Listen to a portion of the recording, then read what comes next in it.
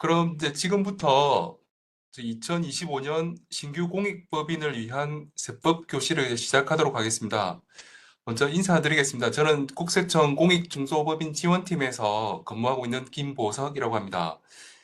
먼저 2025년 이제 시작하는 거니까 먼저 새해 복 많이 받으시고 항상 건강하시기를 바라겠습니다. 그리고 온라인이긴 하지만 이렇게라도 이제 전국에 계신 그 공익법인 실무자님들을 만날 수 있어서 영광으로 생각하고 아마 이번에 교육을 참여하신 분들은 그 우리 지난달 말에 12월 31일 날 그때 기재부로부터 아마 지정 고시된 그 법인이 아마 많으실 거고 그리고 뭐 사회복지법인처럼 그러니까 상정세법상의 공익법인으로 이제 신규 설립된 경우가 있으실 것 같습니다. 그래서 오늘은 이제 총 시간은 4시간을 저희가 준비를 했습니다. 근데 제가 오전에 2시간 정도 우리 공익법인을 위해서 알아야 될 사항들, 그를 이제 간략하게 이제 설명을 드리고, 오후 시간에는 의무이행 여부 보고라든지, 그리고 전자기부금 영수증에 대해서 이제 설명을 드릴 건데, 한 가지 당부드릴 말씀은 사실 공익법인 이 내용이 진짜 많이 어렵더라고요. 그래서 이걸 처음 오늘 저희가 말씀을 드리는 부분들은 그냥 기본적으로 어떤 것이 있구나. 그렇게 해서 그냥 한번 그냥 알아간다는 것을 보시고 그리고 차츰차츰 그러니까 세부 안내 책자라든지 그런 도움 자료들을 통해 가지고 그리고 이제 추가적으로 내용을 조금씩 더 추가를 해 가시는 게 좋을 것 같습니다. 그래서 오늘은 그냥 감을 잡는다. 그렇게 생각을 하시면서 교육 한번 들어봐 주시면 고맙겠습니다.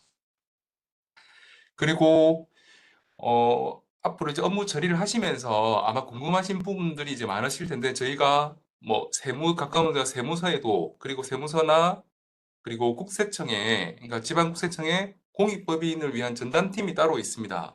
그래서 거기로 문의를 주셔도 되고 저희 본청으로 연락을 주셔도 되니까 참고를 해주시면 좋을 것 같고 그리고 오늘 그 내용을 들으시면서 아마 궁금하신 부분들이 이제 많으실 겁니다. 처음이다 보니까. 그래서 그런 내용들은 여기 채팅창에 남겨주시면 됩니다만, 사실 이게 우리 이게 1대1이 아니고 각각의 모든, 그러니까 다양한 유형의 공익법인 담당자분들이 오시고, 그리고 또 궁금한 사항이 다 다르다 보니까, 실질적으로 저희가 하나하나 답변을 하다 보면은 이게 교육이 끊기더라고요. 그래서 그리고 다른 분들도 계속 듣고 싶은데 그게 끊기다 보니까 제가 궁금하신 사항들은 채팅창에 남겨주시면 제가 그냥 보면서 공통된 사항이라고 그런 부분들은 답변을 드릴 건데 만약에 그런 사항이 아니라고 하시면 저희가 이 교육이 끝난 뒤에 이렇게 문서로 정리를 해서 우리 납세자 세법교실 그 홈페이지 있지 않습니까? 거기 공지사항에 등록을 해드릴 테니까 그걸 참고를 하시면 좋을 것 같고 여기 보시면 어, 지금 홈페이지 그 공지사항이 어디 있는지를 한번 말씀을 드리려고 했는데 나중에 조금 이따가 다시 한번 그 안내를 드리겠습니다. 그러면 이제 본격적으로 시작하도록 하겠습니다. 먼저 순서를 보시면 첫 번째 공익법인의 개요, 그리고 우리 공익법인이 기본적으로 준수해야 할 의무사항들을 말씀을 드리고, 그리고 그, 어, 그리고 우리 공익법인이 제일 큰 혜택이 그 증여세나 이제 세제 혜택 면제를 받지 않습니까? 그에 따르다 보니까 그 면제받는 대신에 지켜야 할 사항들이 이제 많습니다. 그래서 그런 사항들까지 해서 말씀을 드리고, 그리고 국세청에서 저희가 공익법인을 위해서 도움을 될 만한 내용들을 여러 가지 제공을 하고 있는데 그 내용에 대해서 말씀을 드리겠습니다.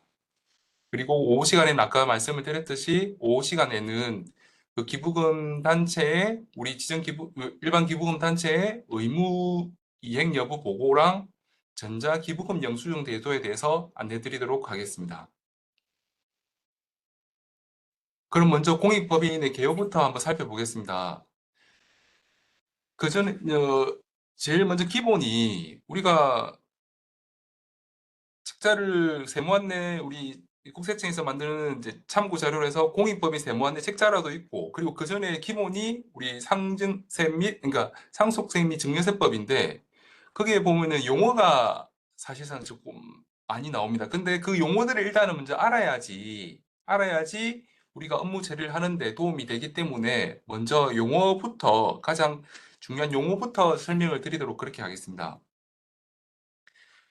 먼저 출연재산입니다. 출연재산은 한번 이 법에 있는 내용을 먼저 그대로 한번 보시게 되면 그러니까 출연이란 기부 또는 증여 등의 명칭에도 불구하고 그러니까 이런 명칭에 상관없이 공익사업에 사용을 하도록 이제 무상으로 재산을 제공을 하는 행위를 상증법상에서 출연이라고 하고 있습니다.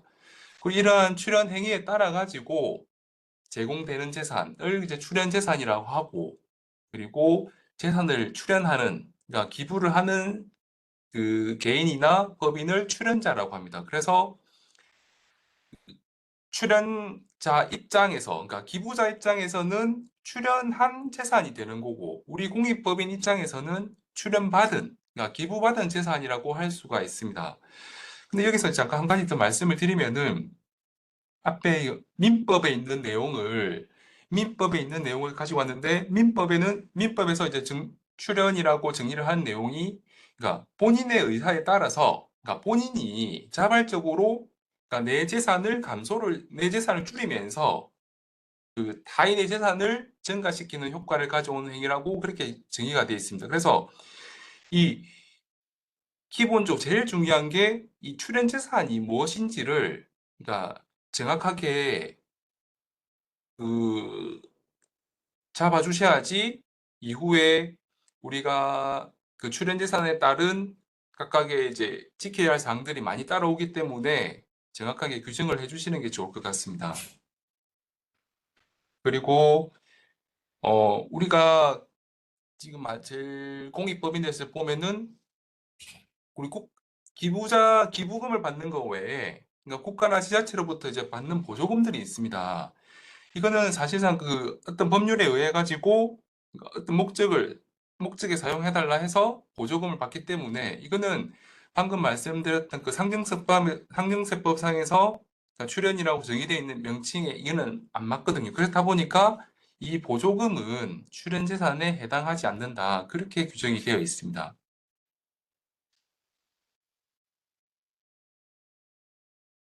그리고 다음은 기본재산과 보통재산에 대해서 한번 보겠습니다. 우리 공익법인의 설립 및 운영에 관한 법률에 따라 가지고 그러니까 우리 공익법인 재산은 기본 재산과 보통 재산으로 구분을 하고 있습니다. 근데 이 기본 재산과 보통 재산은 그러니까 주무관청에서 단순히 그 관리를 용이하게 위해서 이제 사용을 하고 있는 개념이지 이거는 우리는 지금 세법을 다루다 보니까 세법에서는 이 공익법인 재산을 기본 재산과 보통 재산을 별도로 구분을 하지 않고 있습니다. 그래서 그 부분을 조금 유념해 주시면서 일단 기본 재산을 먼저 한번 보시면 그러니까 설립 시 출연한 재산, 그리고 기부 또는 무상으로 취득한 재산, 그리고 이사회에서 기본 재산으로 편입할 것을 의결한 보통 재산, 보통 재산에서 기본 재산을 넘어오는 그 사용으로서 사용이나 처분이 그러니까 주무관청의 허가가 필요한 재산을 기본 재산이라고 하고 있습니다. 이러한 그 기본 재산 말고 그 나머지 재산들은 다 보통 재산이라고 하는데 말씀드렸듯이 우리 세법에서는 이 출연 재산을 별도로 구분을 하지 않고 있다. 그렇게 알고 계시면 좋을 것 같습니다. 잠시만요. 그리고 우리가 지금 4년 12월 31일 날 지정을 받았지 않습니까? 근데 이때 처음 받을 때 보면은 우리 기본 재산, 그러니까 설립할 때 출연받은 재산이 있고 국고보조금이 있는 경우가 대부분 많거든요. 근데 이때 말씀드린 게 그 보조금은 출연 재산에 해당하지 않는다고 말씀을 드렸는데 근데 기본 재산은 출연 재산에 당연히 해당이 되기 때문에 우리가 기본적으로 알고 있는 결산서류 공시라든지 그리고 출연재산 보고 의무가 가장 큰 건데 이때는 그 이 기본재산 출연받은 재산에 해당이 되기 때문에 출연재산 보고 의무가 있다. 이렇게 알고 계시면 좋을 것 같습니다. 다음 그리고 납세 협력 의무 기준이라고 해서 우리가 우리 공익법인이 기본적으로 진수해야 될 그 사항들, 그러니까 외부 회계 감사를 받는다든지, 그리고 세무 확인을 받는다든지, 그리고 뭐 결산 서류 공시를 표준 서식이나 뭐 간편 서식으로 한다. 어느 거를 해야 될지 이러한 그 각각의 그 의무 대상을 규정을 하는 기준이 뭐냐면은 첫 번째 보시면 수익 금액과 두 번째 자산 가액으로 그렇게 되어 있습니다.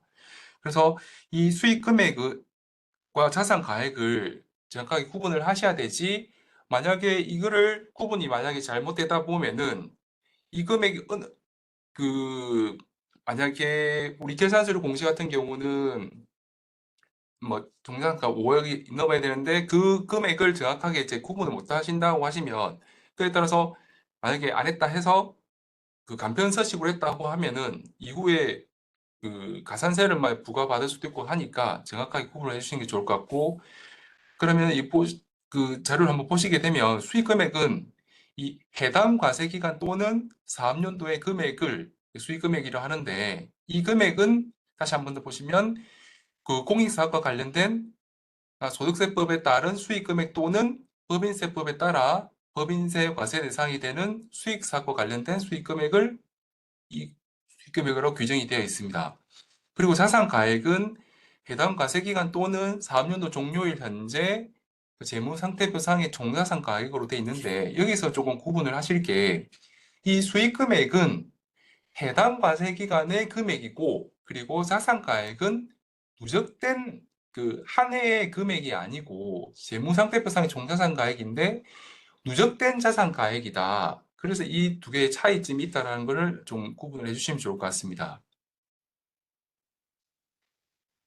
그리고 다음으로 이제 공익법인 전용 계좌인데, 우리 공익법인은 뭐 공익사업에 그러니까 수입도 있고 지출이 당연히 있지 않습니까? 근데 이 수입 및 그러니까 지출 거래 때에 우리 공익법인의 전용 계좌를 사용을 해야 됩니다. 그러니까 공익법인이 이 공익사업용으로 해서 그 용도로만 이제 사용을 하는 건데, 이 계좌를 이제 공익법인 전용 계좌라고 그렇게 지칭을 하고 있습니다. 근데 이 계좌는 뭐 우리가 뭐 아시다시피 뭐 금융회사에서 만든 그 계좌인데, 공익법인별로 두 개 이상 이제 개설이 가능하다.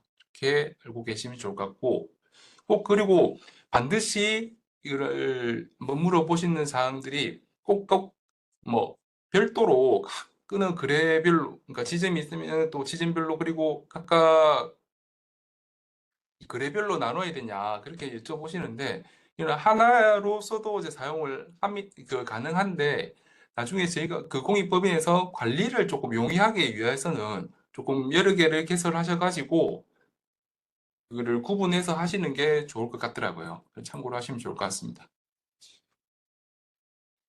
다음은 이제 운용소득입니다.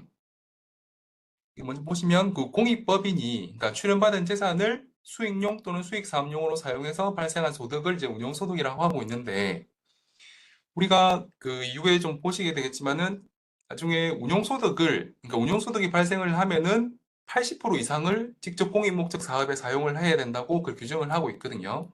그래서 여기서 이제 운용소득을 이 예시를 통해서 한번 보시면 좀 이해를 하시기 편하실 건데, 보시면은 우리가 처음에 만약에 많은 현금을 이제 많든 적든 이제 현금을 받았는데, 이거를 한 번만 이제 그거를 공익사업에 써버리면 아무거나 남지가 않다 보니까 뭐 기부를 받으면 좋겠지만은 이 기부라는 거는 항상 고정적으로 들어오는 게 아니거든요. 그러니까 첫 해 때는 많이 들어왔다가 그 다음에는 많이 안 들어올 수가 있습니다. 그렇다 보니까 이거를 또 우리는 계속 공익사업을 위해서 이제 운용을 해야 되는데, 그 뭐 현금을 현금을 은행에 예치를 하거나, 그리고 뭐 토지나 뭐 건물들을 이제 부동산을 이제 출연을 받았는데, 이거를 또 임대사업으로 해서 지금 운용을 하고 있는 경우에는 이때는 이제 이때를 이제 정기예금으로 예탁을 하는 경우는 수익용으로 사용을 하고 있고,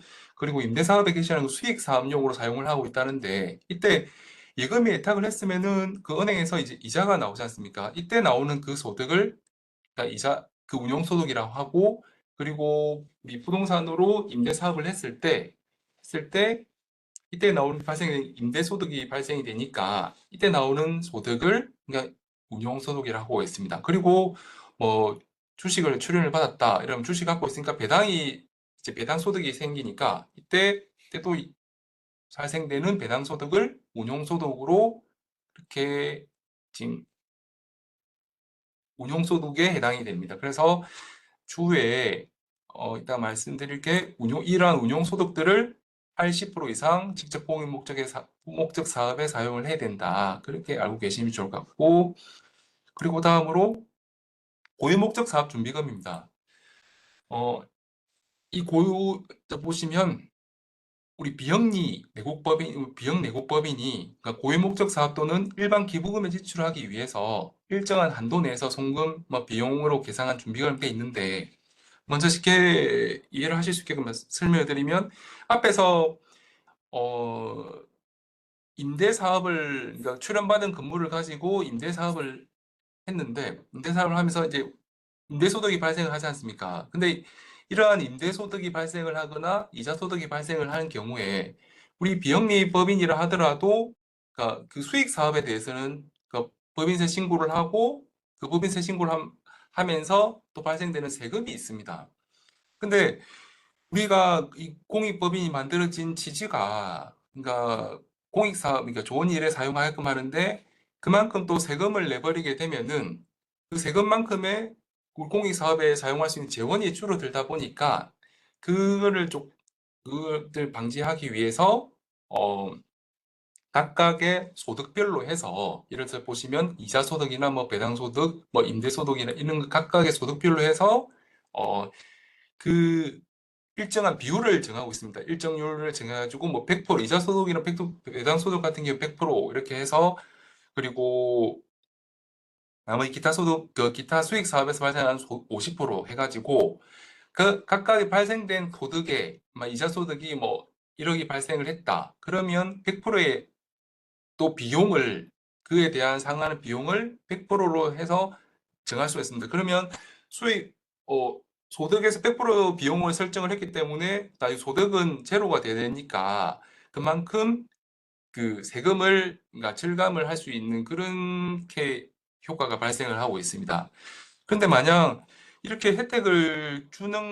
마냥 이렇게 혜택을 주는 것이 아니고, 우리가 처음에 각각의 고유목적 사업 준비를 매년 이제 설정을 해가지고 쌓아놓는데, 이거를 그냥 그대로 놔두면 안 됩니다. 그래서 그를 방지를 하기 위해서 5년 내에는 그 고유 목적 사업에 사용을 해야지, 만약에 사용을 하지 않는 경우에는 다시 입금에 산입해서 법인세가 과세가 되니까 유의를 해주시면 좋을 것 같습니다. 어, 그리고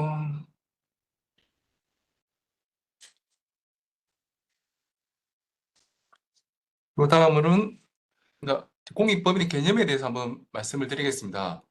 그러니까 첫 번째 내용이 이 보시면 그 쌍정법상에서 처음 이제 시작할 때 내용이 있는 내용인데, 그러니까 법인세법상 비영리 법인으로서 우리 공익법인들은 일단 기본적으로 법인세법상에서 비영리 법인으로서, 그리고 상속세 및 증여세법 시행령 제12조 각 호에 열거된 공익사업을 영위를 하는 법인으로 그렇게 되어 있습니다.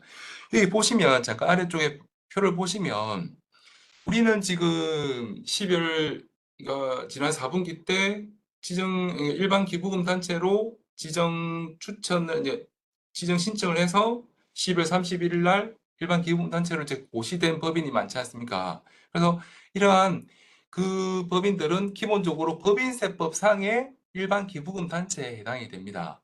근데 이 법인세법상의 일반 기부금 단체 이 부분이 이 공익법인 이 뒤에 보실 공익법인에 대한 7가지가 갖고 7가지가 있는데, 이에 대한 이 부분이 포함이 되어 있습니다. 그렇다 보니까 우리는 기부금 단체이면서, 일반 기부금 단체이면서, 그러니까 상징법 상에서는 또 공익법인에 또 포함이 되고, 또 제일 크게는 법인세법상 비영리 법인에 해당이 되게 있습니다. 그래서 비영리 법인에 해당이 되니까, 그러니까 수익 사업에서 수익 사업을 했을 때는 또 세금을 신고를 하는 거고, 그리고 상징법 공익법인에 해당이 되니까 공익법인이 지켜야 할 사항들, 그리고 기부금 단체로서 지켜야 할 사항들을 그 의무를 이행을 해야 되는 거거든요. 그렇게 좀 이해를 해주시면 좋을 것 같습니다. 그리고 지난달 말에 이제 통계가 나와 있는데 현재 우리 전국에 24년 12월 31일 기준으로 약 4만 개 공익법인이 등록이 되어 있습니다. 그 중에서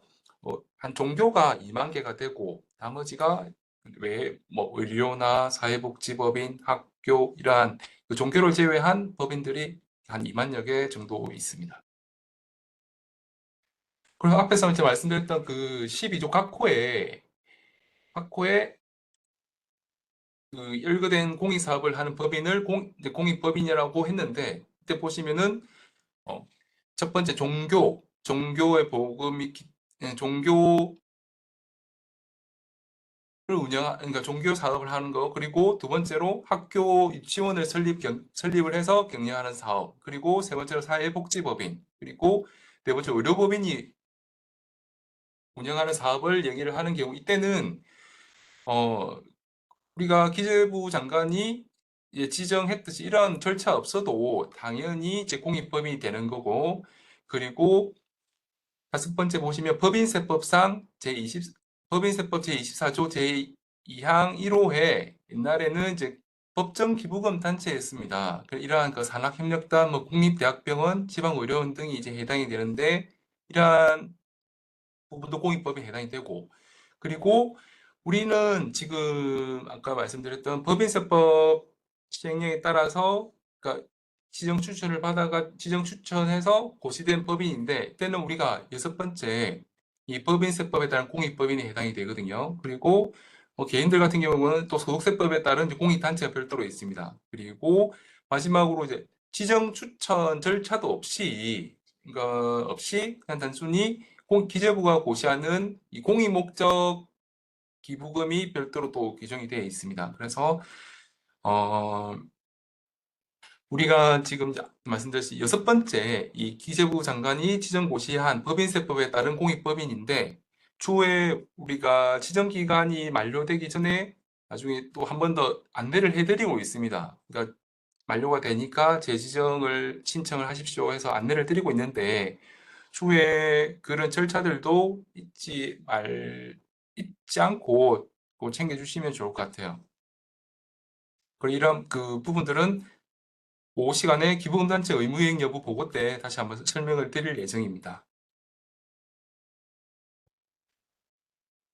다음으로는 이 공익법인에 대해서, 그러니까 세법상에서 어떤 지원이 되고 있는지 한번 보시게 되면은, 음, 먼저 아까 말씀드렸듯이 상징세법에서 만약에 일반적 우리 공익법인이 아닌 비영리 법인이 만약에 어떤 타인의 재산을 타인으로부터 무상으로 재산을 취득을 했다고 하면은 그거는 기본적으로 증여세과세 대상이 됩니다. 근데 이 공익법인이기 때문에 재산을 출연을 받거나 뭐 기부를 받았을 경우에는 그때는 상속세 증여세법 상에서 과세가액에 산입이 안 되게끔 들어가지 않게끔 되어 있으니까, 그래서 면제를 받고 있고, 그리고 법인세법상에서는 그 수익 사업에 대해서는 당연히 이제 법인세 신고 납부가 의무가 있고 세금을 납부를 해야 되는데, 아까 뭐 그러니까 고유목적 사업 준비금을 설정을 하면서 그만큼 뭐 100% 같은 경우 전혀 세금 내는 거 없이 그만큼 이제 그런 혜택을 받고 있습니다. 그리고 이자 소득 같은 경우에도 혜택을 받으실 수 있으신데, 나중에 우리가 그러니까 은행 예금을 예치를 했을 때 이자가 발생이 되는데, 그에 대한 소득을 원천징수를 하지 않습니까? 근데 이거를 추후에 법인세 신고하면서 100% 환급 받으실 수 있으신데, 이거를 좀 유의를 해주실 부분들이 반드시 법인세 신고 기간에 신청을 해야지만이 그 환급을 받는 것이지, 다른 신고처럼 뭐 기한 후 신고나 뭐 경영 청구를 통해서 그럴 때는 이제 환급이 안 되니까 이 부분을 유의를 해주시면 좋을 것 같습니다. 그리고 부가세법상에서도 우리 고유목적 사업을 위해서 일시적으로 공급을 하거나 아니면 실비 또는 무상으로 공급하는 제한에 대해서는 면제를 받고 있습니다. 다음은 우리 응단, 어떤 거를 이제 해야 되는지 한번 보시게 되면은, 지금은 우리가 보면 결산 시기가 이 법인은 다 다르다 보니까 지금은 12월 결산 법인으로 지금 예시를 들었습니다. 근데 만약에 2월 결산 법인이다 보면은 여기서 3월이 아니면 4월, 6월 되고 그리고 8월 그렇게 이제 되니까 그걸 참고를 하시면 좋을 것 같고, 어, 지금 먼저 보시면 첫 번째 수익 사업을 하는 경우에는 그러니까 3월 말까지 법인세 신고 납부를 해야 되고, 그리고 출연받은 재산이 있다 그런 경우에는 4월 달에 출연재산 보고서를 제출하고 이 보시면 결산서를 공시를 또 하고 되어 있습니다. 그리고 우리 자산이 5억 원을 5억 원 또는 뭐 수익 금액 플러스 출연재산이 3억 원 이상인 경우에는 외부 전문가, 뭐 세무사, 뭐 변호사, 뭐 회계사로부터 이 세무 확인을 또 받아서 그 확인서를 제출을 해야 될 의무가 있습니다. 그리고 이거는 조금 금액이 큰, 제가 보통 뭐 대규모의 공익법인, 뭐 중규모, 소규모 이렇게 이제 부분을 하고 있는데, 그러니까 자산이 뭐 100억 원 이상, 그리고 뭐 수익 금액과 출연재산 합계액 50억 원 이상, 그리고 출연재산 가액이 20억 원 이상, 이러한 요건 하나라도 충족이 되면은 또 외부 회계 감사를 받아서 그 보고서를 제출해야 될 의무가 있습니다. 그럼 이 부분들은 뒤에서 다시 한번 말씀을 드릴 테니까 한번 보시고 다음으로 넘어가겠습니다.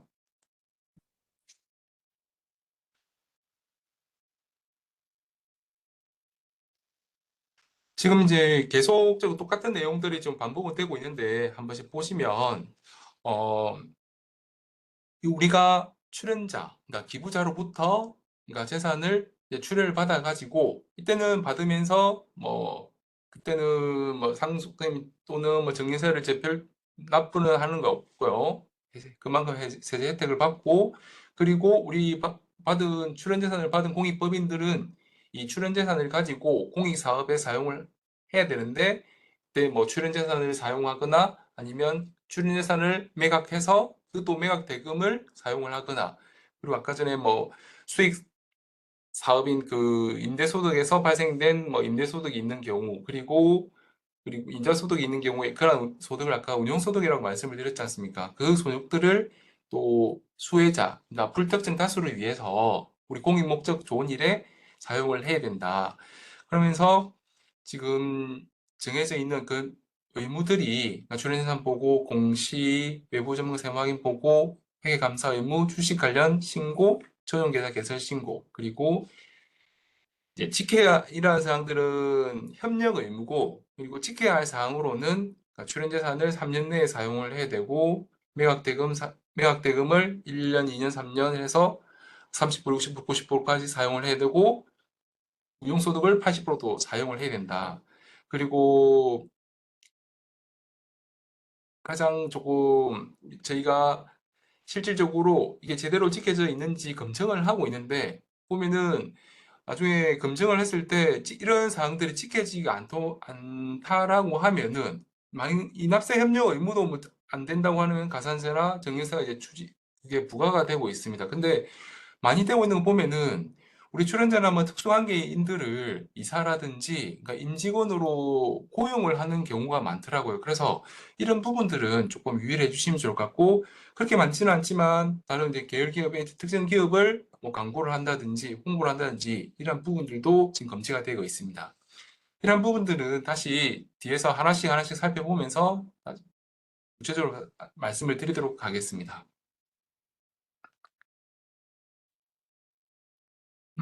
여기서 보실 거는 지금 올해 우리가 24년 12월 30일 고시되면서, 크게는 앞에 1월 1일부터 그 공익법인으로 이제 보거든요. 그렇다 보니까 24년도에 이제 공익법인이다 보니 그러면 그 다음에 4월 말까지 25년 4월 말까지는 이러한 각각의 의무들을 이행을 해 주셔야 됩니다.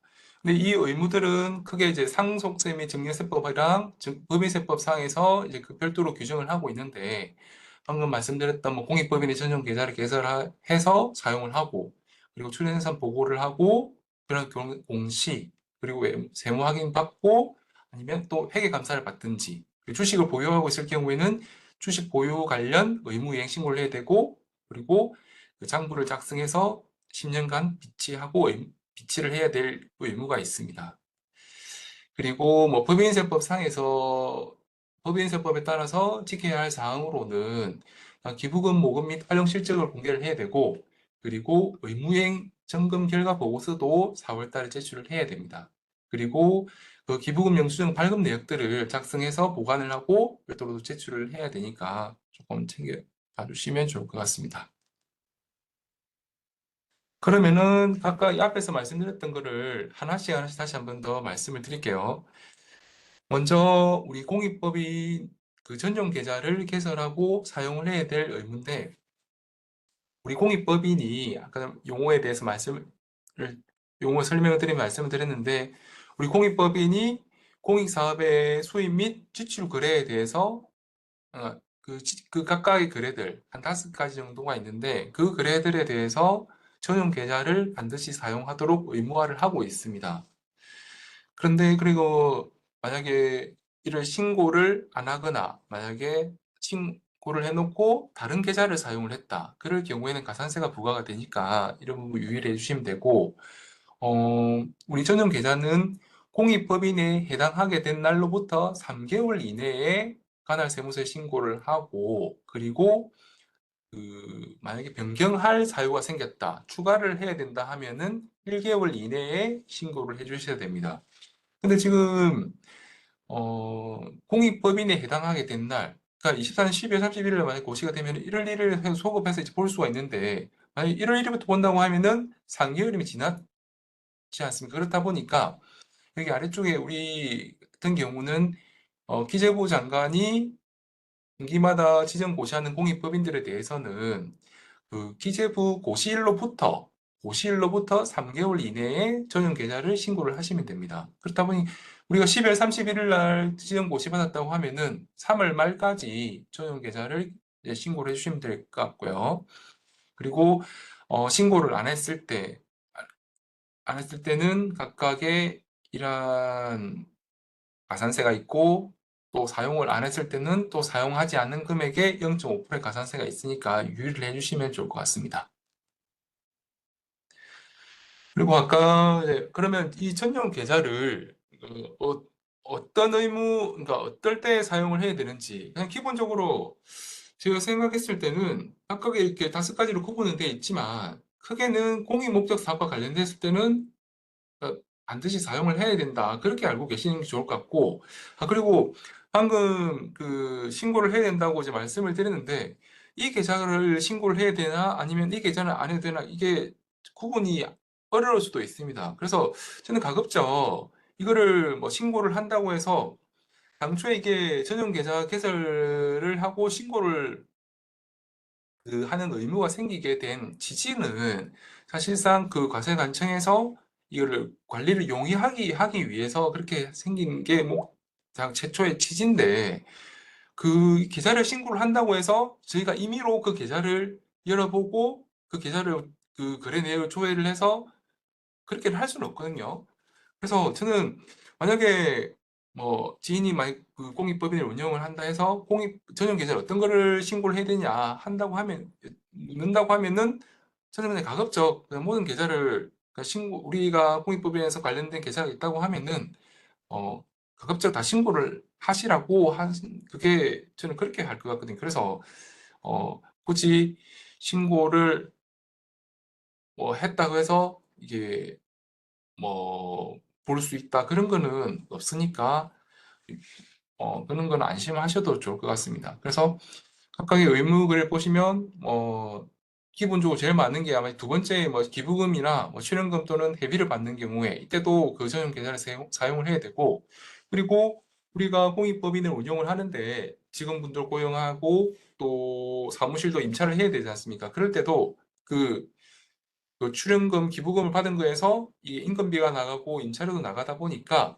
그에 대해서 다 그 계좌를 사용을 해야 됩니다. 그리고 네 번째도 보시면 뭐 장학금을 지급하거나 또 기부를 한다거나 이럴 경우에도 다 사용을 해야 되고, 그런데 아까 전에 처음에 그 말씀드렸던 게 그 출연재산은, 그러니까 출연재산은 구분은 중요하지만 우리 국가나 지자체로부터 받는 그 보조금은 출연재산에 해당하지 않는다, 그렇게 말씀드렸지 않습니까? 그래서 이 출연받은 재산의 이 보조금 자체가 그 출연재산에 해당하지 않기 때문에 그 보조금 관리를 하고 있는 계좌가 있다고 하면은 그 계산에 대해서는 굳이 사용을 그 받을 때는 굳이 전용 계좌를 사용할 필요가 없습니다. 그리고 그러니까 그러니까 운용소득을 발생을 시키기 위해서 우리가 은행에 예금을 예치를 그러니까 출연받은 기부금을 그러니까 예치를 했다. 이때도 그 증기예금에 대한 그 계좌번호가 있는데 이 계좌는 전용 계좌에 해당하지 않는다. 이렇게 참고를 해주시면 좋을 것 같습니다.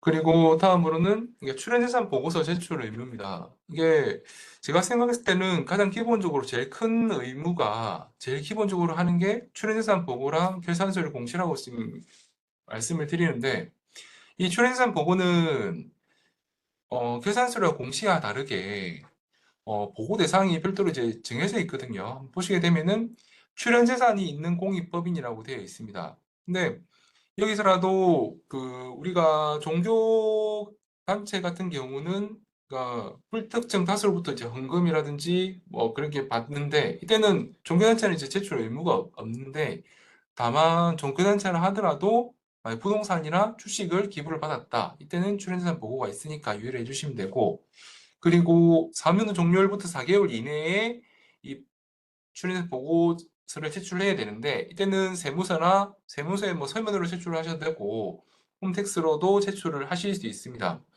근데 어 만약에 출연재산이 이거를 우리가 출연재산이 있냐 없냐를 알면은 이 보고 대상이 된다 안 된다 그렇게 구분을 할 수가 있는데, 만약에 모호한 경우가 있습니다. 이런 경우가 올해는 그러니까 전년도 24년도에 만약 출연받은 재산이 없다. 근데 그런 경우에는 없는데 그 출연받은 재산 중에서 다 사용을 못하고 그대로 남아있는 부분이 있다고 하면은 그거는 그대로 이제 출연 재산이 받은 그 해에 받은 재산이 없다 하더라도 남은 재산이 있는 경우에는 그거는 그 출연재산 보고서를 제출해야 되거든요. 그래서 가장 쉽게 이해할 수 있는 방법이, 그러니까 출연재산 보고서 서식을 한번 보시고 여기에 우리 공익법인이 기재해야 할 사항이 있는지 없는지를 한번 보시면, 만약에 기재해야 할 사항들이 있다라고 하면은 반드시 제출을 하셔야 됩니다.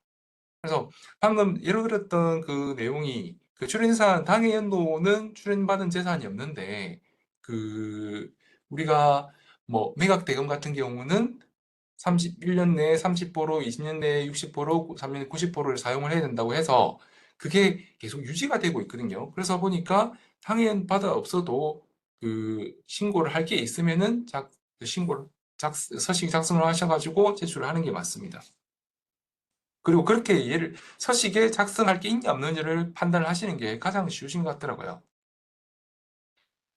그리고 다음은 그 결산서류 공시 의무입니다. 이거는 모든 공익법인들, 그러니까 종교단체를 제외한 모든 공익법인들이 공시 의무가 있는데, 다만 그 종교단체를 하더라도 뭐 주식을 5% 초과해서 기부를 받았다, 그리고 그런 경우가 어, 그런 경우에는 공시 의무가 있다라고 말씀을 드리고, 그리고 우리 혹시 서식을 보신 분들은 아시겠지만 공시 서식에 표준 서식이랑 그 간편 서식 이렇게 두 가지가 구분이 되어 있습니다. 표준 서식은 진짜 양이 조금 많거든요. 근데 간편 서식은 한 두 장 정도밖에 안 되는데 이거를 그 아까 말씀드렸던 그 납세 협력 의무 기준을 보실 때 자산가액, 그러니까 수익금액과 수익금액과 그 자산가액 말씀드렸지 않습니까? 이때 그 이러한 의무들을 규정을 할 때 내가 어느 게 해당이 되는지를 할 때 그 기준들을 사용을 하게 되는데 이때 총자산가액이 5억 원 미만이고 이게 엔드입니다. 또는이 아니고 5억 원 미만이고 수익금액과 출연받은 재산의 합계액이 3억 원 미만인 경우에는 이때는 간편서식으로 공시가 가능한데 이게 이외에는 반드시 표준서식으로 공시를 해주셔야 됩니다. 저희가 4월 달에 그 공시를 받고 난 뒤에는 한 9월 달, 8, 9월 달 되면은 그 신고된 내역에 대해서 이게 제대로 됐는지 그 점검을 해서 오류가 있는 경우에는 다시 공시를 하시라, 그리고 재공시를 하시라고 안내가 나갑니다. 그때 다른 제가 업무를 하면서 보니까 다른 그 서식 내에서 수정하는 건 별로 어렵지가 않는데 당초에 이 기준을 구분이 잘못돼 가지고 표준 서식 대상에 해당이 되는데도 불구하고 간편 서식으로 공시를 하시는 분들이 하는 곳이 많더라고요. 그래서 이게 처음부터 구분을 조금 잘 하셔 가지고 그래서 처음 하시면은 또 그 몇 달 뒤에 번거로운 절차를 또 한 번 더 안 하실 수 있으니까 조금 유의를 해주시면 좋을 것 같습니다. 그리고 공시기한은 출연재산 보고와 동일하게 사업연수 종료로부터 4개월 이내에 해야 되고, 그리고 여기 아까 보시면 그 공시는 홈택스의 공시밖에 안 됩니다. 출연재산 보고는 세무서에 서면으로 제출하면은 그 접수를 받아주는데 이 공시 같은 경우에는 절대로 홈택스 밖에서 안 되기 때문에 저희가 세무서에서 뭐 지방세에서 뭐 받아도 이거는 접수를 해드릴 수가 없어요. 그래서 그 부분을 유의를 해주시면 되고, 그리고 만약에 아까 말씀드렸듯이 그러니까 4월 달에 공시를 한 후에 하반기 때쯤에 오류가 있는 경우 안내 나간다고 했는데 이때 이 내용이 지금 안내를 받고 난 뒤에 1개월 이내에 저희가 언제까지 수정을 해 주십시오 해서 합니다. 근데 이때 그 했는데도 만약에 그게 안 됐다. 그러니까 그 오류가 치유가 안 됐다 이런 경우에는 자산 총액의 0.5%가 이 가산세가 부과가 되고 있습니다. 이게 진짜 간단한 상황인데도 이게 오류가 저희는 사실 몇 번을 이제 안내를 하거든요. 안내문도 보내고 문자로도 보내고 그리고 또 전화로도 하고 세무서에서도 각각의 담당자가 있다 보니까 그렇게 하는데도 어떤 뭐 각각의 사유가 있는 경우도 많지만 그러니까 혹여나 이런 경우를 놓치게 되면은 자산 총액 0.5%라는 게 적은 금액이 아니거든요. 사실상 그런 금액들이 우리 공익법인의 그 금액들 다 공익사업에 사용을 해야 되는데 이 가산세까지 내게 되면은 사실상 그거는 조금 그래서 작은 금액이 아니니까 반드시 꼭 좀 유의를 해주시면 좋을 것 같습니다. 그리고 다음은 이제 외부 전문가 세무항에서 보고 의무입니다. 이거는 지금 그 과세기간 또는 3년 종료일 현재 재무상태표상 총자산가액 5억 원 이거나입니다. 이게 표준서식으로 공시해야 될 그 기준에 동일하거든요. 그러니까 5억 원 이상이거나 수익금액과 출연재산 합계액이 3억 원 이상인 공익법인이 외부 전문가 세무 확인을 받아야 되는 보고 의무가 있습니다. 그래서 그 세무 확인을 받고 4개월 이내에 해야 되는데 그 세무사나 회계사, 뭐 변호사들, 그러니까 2인 이상으로부터 확인을 받아야 되고 그리고 이거는 홈택스에서 별도로 제출을 하시면 됩니다. 그리고 이 다음으로는 외부 회계감사 보고서 제출 의무인데 여기서 조금 유의를 해주실 게 방금 말씀드렸던 그 외부 전문가 세무학에서는 여기 보시면 직전이라는 그런 내용이 없지 않습니까? 네, 과세기간 또는 사면도 종료일이라고 되어 있듯이 이거는 해당하는 우리가 예를 들어서 우리가 24년도 거를 이제 25년도에 신고를 할 건데 이게 방금 먼저 말씀드렸던 외부 전문가 세무항에서 보고 의무는 24년도를 기준으로 해서 판단을 하시는데 여기서 회계감사 같은 경우는 직전 사업연도로 되어 있지 않습니까? 이 직전 사업연도기 때문에 이건 2023년을 기준으로 해야 됩니다. 만약에 우리가 계속적으로 공익법인을 뭐 이렇게 운영을 하고 있을 경우에, 그러니까 만약에 24년도 우리가 설립이 됐으니까 25년, 24년도를 기준으로 하는데 25년도, 그러니까 26년도에 신고를 할 때 갔을 때는 25년도를 기준으로 해가지고 신고를 하면서도 외부 회계감사 보고서는 그 이전 연도 거를 기준으로 한다를 조금 해주시면 좋을 것 같고, 저희가 이 직전 4년도 기준으로 한 이유는 이 외부 회계감사를 받으려고 하면은 그 회계법인도 선임을 해서 그 계약도 맺고 그런 과정, 그리고 감사를 받는데 그런 과정이 절차 기간이 상당한 시간이 소요가 되거든요.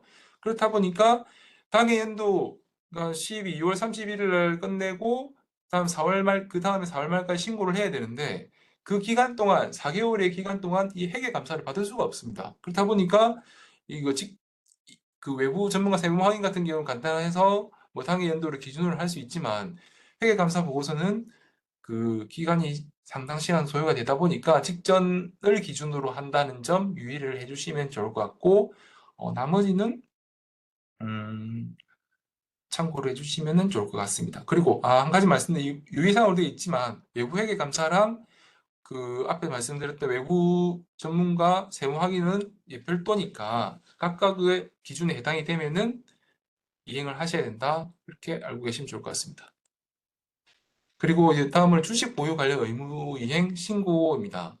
이거는 신고 대상을 보시면 첫째 동일한 그 내국법인 발행, 그러니까 내국법인의 주식의 5%를 초과해서 출연을 받았거나, 그러니까 출연받은 재산을 재원으로 해서, 그러니까 현금으로 해서 주식을 취득해서 보유하고 있는 경우, 그리고 뭐 특수관계 있는 내국법인의 주식을 공익법인의 총자산가액의 30% 또는 50%를 초과해서 보유하고 있는 경우에 이 주식 보유 관련 의무이행 신고를 해야 되는데, 이거는 사실 큰 법인들은 사실 많습니다. 근데 작은 경우 우리 법인들 같은 경우는 이런 경우는 많지는 않더라고요. 그래서 그 신고를 하는 대상들이 몇백 개 안에 정도 되는데 이걸 참고를 해주시면 좋을 것 같습니다. 그리고 이 주식 보유 관련 의무 이행이라고 되어 있다 보니까 그러니까 뭐 의무는 어떤 것들이 있느냐. 이런 것은 뭐 운용소득 80% 사용, 뭐 특수관계 이사 5분의 1 초과 금지, 뭐 자기 내부 금지, 이 특수관계 법인 광고 홍보 금지는 이 다음에 다시 설명을 드릴 테니까 참고를 하시면 좋을 것 같고, 다음은 장부를 작성을 하고 비치를 해야 된다는 그런 내용인데, 모든 공익법인들이 이 장부를 작성을 해야 됩니다. 그리고 이거 작성한 이후에 종료부터 해서 10년간 반드시 보존을 해주셔야 되고, 이거를 저희가 요청을 드릴 수가 있는데 그때는 제출을 하셔야 되니까 반드시 해주셔야 되고, 만약에 이때도 각각 앞에서 말씀드렸던 모든 내용들이 이게 지켜지지 않을 때는 이제 가산세라는 이제 불이익이 다 있다 보니까 그런 것처럼 이 장부를 또 비치를 안 했다, 10년간 보존하지 않았다, 그런 경우에는 또 가산세가 해당이 되니까 좀 유의를 해주시면 좋을 것 같습니다. 그리고 또 가산세 대상 있지만 참고를 해주시면 되는데, 이러한 이 세 가지의 가산세가 제외된다 하더라도 만약에 주식 보유 관련 의무이행 신고 대상이다, 주식을 뭐 보유해가지고 그 의무이행 신고를 해야 되는 대상이라고 하면은 그 가산세 제외 대상이랑은 상관없으니까 어, 참고를 해주시면 좋을 것 같습니다. 그러면은 이상으로 이제 공익법인이 지켜야 할 사항, 그러니까 준수해야 될 각종 보고서 제출이나 공시나 협력 의무에 대해서 말씀을 드렸고, 잠깐 10분 쉬었다가 다시 11시에 시작하도록 하겠습니다.